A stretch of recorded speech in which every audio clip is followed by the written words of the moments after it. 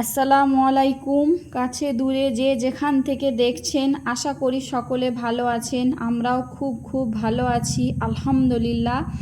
আজকে একদম মজার গরুর মাংসের একটা রেসিপি নিয়ে আসছি কচু দিয়ে বা কচুমুখী যে যেটা বলেন, সেই কচু দিয়ে গরুর মাংসের দুর্দান্ত রেসিপি আজকে আপনাদেরকে করে দেখাবো। আপনারা পুরো ভিডিওটি দেখতে থাকুন, এইভাবে একবার ট্রাই করবেন, অত্যন্ত মজা লাগে খেতে। আর শীতের সিজনে তো কচু প্রতিদিনই বাজারে পাওয়া যায়, আপনারা এটা ট্রাই করতে পারেন, অসম্ভব মজা লাগে খেতে। আপনারা পুরো ভিডিওটি আমার সাথে দেখতে থাকুন, আমি কিভাবে বানাচ্ছি একদম সহজ পদ্ধতিতে।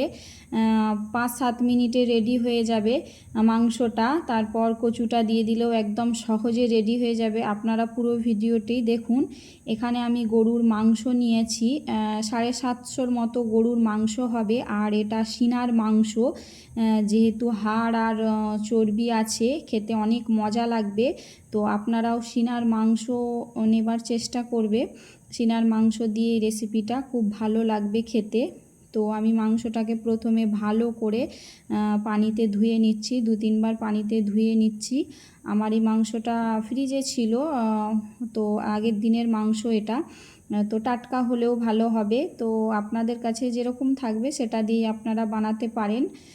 তো এখানে 750 মতো যেহেতু মাংস নিয়েছিলাম, এখানে 400 মতো কচু ছিল। আর কচুগুলো খুব বড় ছিল না, মিডিয়াম সাইজের ছিল।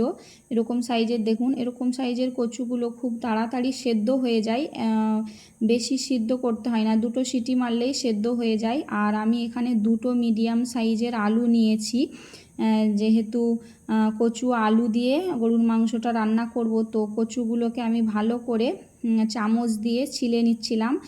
ছোট ছোট কচু এইভাবে চামচ দিয়ে আপনারা ছিলে নেবেন, খুব সহজেই দেখুন ছিলা হয়ে যাচ্ছে।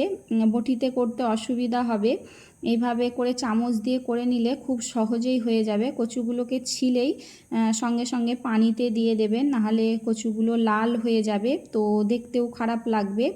আর লাল হয়ে গেলে হয়তো সেদ্ধ হতে সময় লাগবে, ক্যাচড়া হয়ে যাবে। তো সেই জন্য সঙ্গে সঙ্গে ছিলে পানিতে দিয়ে দেবেন। তো এখানে গরুর মাংসগুলো এইভাবে সাইজের টুকরো করে নিয়েছি, দেখে ভালো করে যেরকম টুকরো আপনারা নেবেন সেই সাইজের করে দেখে নেবেন। আর কচুগুলো ছোট সাইজের বলে আমি কচুগুলো গোটা গোটাই রেখেছি, এগুলোকে আর আধখানা করি না। আর আলুকেও এইভাবে সাইজের টুকরো টুকরো করে নিয়েছি, যেহেতু 2টো আলু নিয়েছি আর 400 মতো কচু, তো এখানে 600 মতো হয়ে গিয়েছিল, না 600-র চেয়ে কম হবে, 500 হয়ে গিয়েছিল। আর মাংসটা যেহেতু 750 মতো ছিল, এখানে 2টো বড় সাইজের পেঁয়াজ কুচি করে নিয়েছিলাম, আর কাঁচা লঙ্কা নিয়েছিলাম 4টে, আদা রসুনের পেস্ট নিয়েছি, আর ওখানে তেল নিয়েছি, সাদা তেল নিয়েছি। তো আপনারা যেই রকম তেল নিতে পারেন খান সেই তেল নিলেই হবে।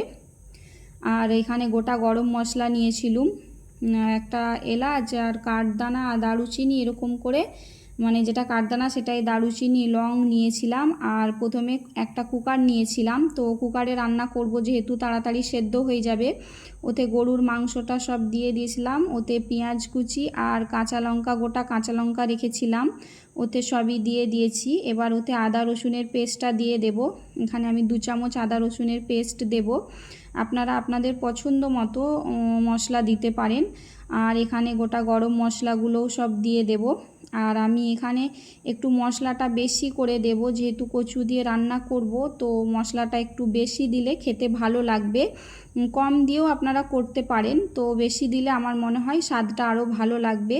তো নুন দিয়ে দিয়েছিলাম প্রথমে, আর এখানে অনেকটাই হলুদ গুঁড়ো দিয়ে দিয়েছি, আপনারাও স্বাদ মতো নুন দিয়ে দেবে। আর লঙ্কা গুঁড়ো দেবো, অনেকটা লঙ্কা গুঁড়ো দেবো, আর আমি একটু ঝাল ঝাল বানাবো, তো সেই জন্য অনেকটা লঙ্কা গুঁড়ো দিয়েছি। আর ধনের গুঁড়ো আর জিরে গুঁড়ো দিয়েছি।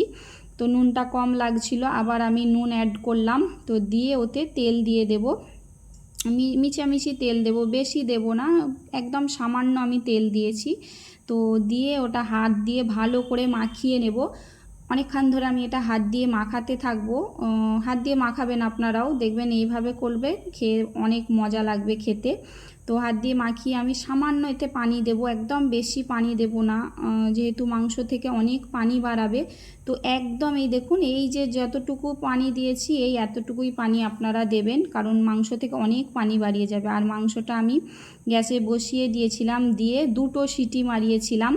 তো মারতে গরুর মাংসটা একদম হাফ সেদ্ধ হয়ে গিয়েছিল, হাফের বেশি সেদ্ধ হয়ে গেছিলো। ধিমি আঁচে 2টো সিটি মারিয়েছি। তো আমি কুকারের ঢাকাটা খুলে আবার মাংসটাকে হচ্ছে যে একটু জাল দিয়ে দেব, দিয়ে একটু দেখব ঝোলটা আরও একটু কমে গেলে আমি ওতে কচু আর আলুটা দিয়ে দেব। দেখুন মাংসটা অনেকটাই সেদ্ধ হয়ে গেছে, আর মাংসটা চর্বিওয়ালা ছিল, তো চর্বিগুলো গলে তেল ওপরে উঠে গিয়েছিল। তো মাংসতে আমি কচু আর আলুটা দিয়ে দিচ্ছিলাম, আস্তে আস্তে করে দিয়ে দেব। অনেকটা যেহেতু কচু, তো একটু নাড়াচাড়া করতে অসুবিধা হবে, তো আস্তে আস্তে করে আপনারাও নাড়াচাড়া করবেন, আপনাদের সুবিধা মতো নাড়িয়ে চাড়িয়ে নেবেন। তো এইভাবে করে আপনারাও নাড়িয়ে চাড়িয়ে নেবেন আস্তে আস্তে, আর আঁচটা এই সময় কমিয়ে রাখবেন, তো এতে সুবিধা হবে। দেখুন আমি ভালো করে মাংসটার সাথে কচু দিয়ে কষিয়ে নিয়েছি, একদম সুন্দর করে কষানো হয়ে গিয়েছে। তো এতে আমি এবার পানি দিয়ে দেব, আর যতটা দরকার সেই অনুযায়ী পানি দেব, কারণ আমি মিডিয়াম ঝোল রাখবো, বেশি ঝোল রাখবো না, বেশি ঝোলও রাখবো না আর কমও রাখবো না। আমি একদম মাপ করে হাফ গ্লাস আর একটু পানি দিয়েছিলাম, তো সেই অনুযায়ী ঝোল রাখবো বলে।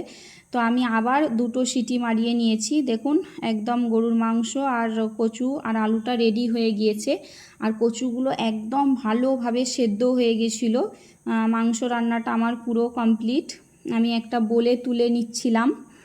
তো এতক্ষণে যারা আমার ভিডিওতে দেখছেন একটা লাইক দেননি, প্লিজ একটা লাইক দিয়ে দিবেন, আর যদি না চ্যানেলটিকে সাবস্ক্রাইব করে থাকেন তো করে বেল আইকনটি দাবিয়ে দেবেন। নতুন বন্ধু পুরাতন বন্ধু সকলকে অসংখ্য ধন্যবাদ, সকলে পাশে থাকার জন্য, এত ভালোবাসা দেওয়ার জন্য।